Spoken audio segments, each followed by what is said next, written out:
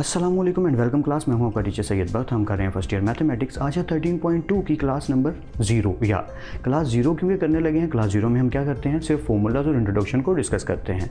इसका जो इंट्रोडक्शन है या फार्मूलाज हैं वो इस तरीके से इंपॉर्टेंट हैं कि अगर हम ये पहले पढ़ लेते हैं, इनको थोड़ा समझ लेते हैं, तो एक्सरसाइज के क्वेश्चन जो हैं वो ईजी हो जाएंगे। आई नो क्लास 0 अक्सर स्टूडेंट्स को बोरिंग लगती है, इसमें क्वेश्चंस नहीं होते और बोरिंग सा काम होता है, बट यार ये बिल्कुल हेल्पफुल है। ये इस तरीके से समझ लो कि बेशक स्टार्टिंग पे जब खाना पकाने लगते हैं तो स्मेल आती है मसालों की, प्याज वगैरह डालने की, बट खाना उनकी बेस पे ही बनता है। तो फार्मूलाज और इंट्रोडक्शन भी ना कुछ ऐसा ही होता है कि उनकी बेस पे हमारी बिल्डिंग खड़ी होनी है। तो इसमें अगर आप देखें गौर से तो मैंने कुछ क्वेश्चंस का भी जिक्र किया है नीचे और फार्मूलाज भी लिखे हैं। तो हम दोनों को डिस्कस करेंगे according to paper point of view भी और अकॉर्डिंग टू अवर रिक्वायरमेंट भी। So without any due let's get started.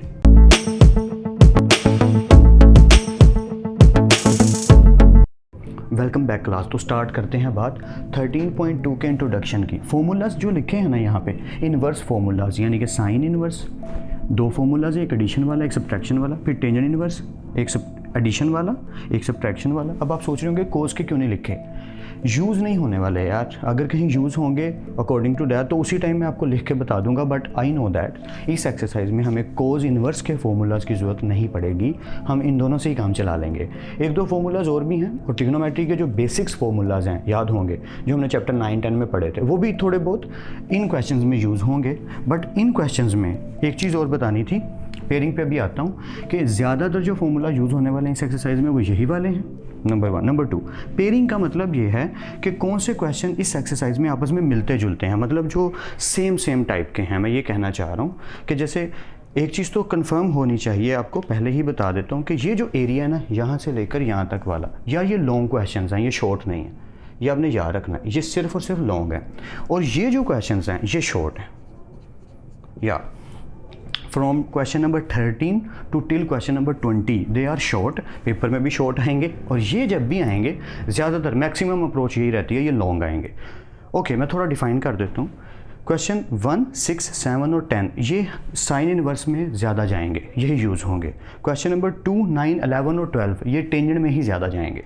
Question number 3 और 4 खेलेंगे, मिक्स होगा क्योंकि ये बहुत मिलते जुलते हैं। इसमें क्या है, मुझे थोड़ा याद है कि टेंजेंट है दोनों में और एक में साइन गिवन है, एक में कोस गिवन है, तो हमने प्रूव करना होता है। वो जब हम करेंगे इंशाल्लाह तो आपको समझ आ जाएगी। But question number 5 and question number 8 ये इंटायरली डिफरेंट हैं बाकी सारे क्वेश्चन से, इनमें कुछ अलग सा खेल खेलना पड़ेगा। क्वेश्चन नंबर 5 तो सिंपल है, ईजी है, बट इस एक्सरसाइज का क्वेश्चन नंबर 8 मैं इसको किंग क्वेश्चन कहूँगा, किंग बादशाह, क्योंकि ये बहुत डिफरेंट तरीके से होता है। इस तरीके का क्वेश्चन पूरी बुक में और कोई नहीं है, ये यूनिक है, डिफरेंट है सारे एक्सरसाइजेस से, सारी बुक से।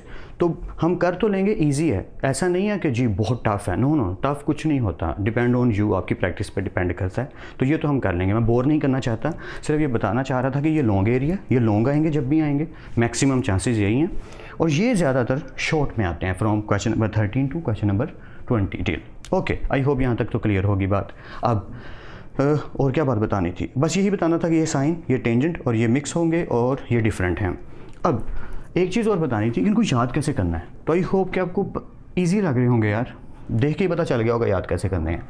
क्वाइट सिंपल है, जब क्वेश्चंस करेंगे ना तो प्रैक्टिस करते करते, जैसे पिछले क्वेश्चंस भी थोड़े बहुत तो याद हो ही गए होंगे, या थोड़ा बहुत तो हो ही जाता है, रट्टा लग ही जाता है, वैसे ही ये भी थोड़े बहुत याद होने शुरू हो जाएंगे। फिर जैसे जैसे प्रैक्टिस होती जाएगी और ज़्यादा बेटर होते जाएंगे।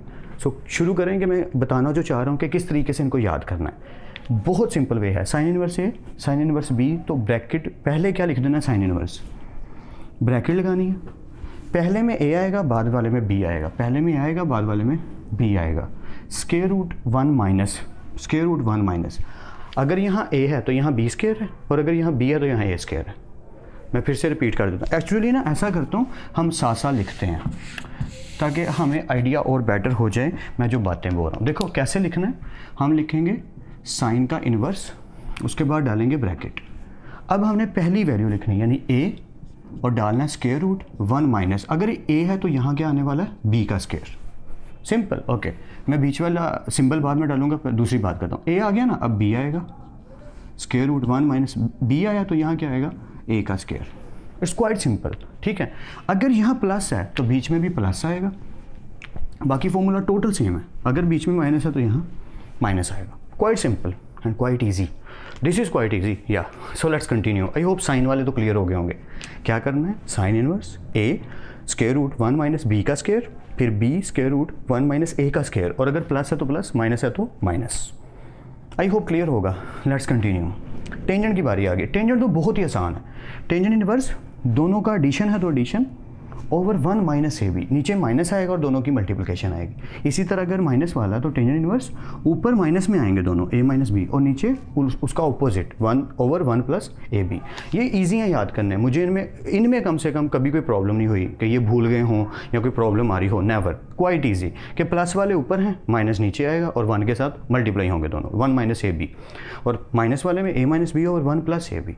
तो ये प्रैक्टिस जब करेंगे ना, लिटरली टेलिंग यू, सबको शुरू पे लगता है सारा ऐसे कहीं जा रहे हैं, ये तो टफ है, नहीं होते यार, मुश्किल होती है। सम टाइम तो ये भी लगने लग जाता है यार ये तो होंगे ही नहीं हमसे। ऐसा कुछ नहीं है, जैसे जैसे प्रैक्टिस करते जाएंगे ये आपको फिंगर टिप्स पे आएंगे। आई एश्योर यू कि आप कर पाओगे, डोंट वरी। सिर्फ आपको प्रैक्टिस की ज़रूरत पड़ेगी कि जो क्वेश्चन हम करते जाएं, जितने भी जो क्वेश्चंस खौफनाक से मैंने बेवजह के यहाँ पे स्केड्यूल बना के लिख दिए, जो हम इंशाल्लाह क्लास वाइज भी करेंगे। तो मैं कोशिश करूँगा कि क्लासेस भी पेयरिंग के हिसाब से करवाऊँ, यानी कि क्लास 1 जब हम करें तो उसमें क्वेश्चन 1 के बाद मैं 2 ना करवाऊँ। मैं क्या करूं, एक ही टाइप के क्वेश्चंस को पहले कवर करूं, फिर एक ही टाइप के क्वेश्चंस को कवर करूं, फिर एक ही टाइप के क्वेश्चंस को कवर करूं, फिर डिफरेंस को, और फिर एंडिंग पे शॉर्ट की तरफ मूव ऑन कर जाऊं।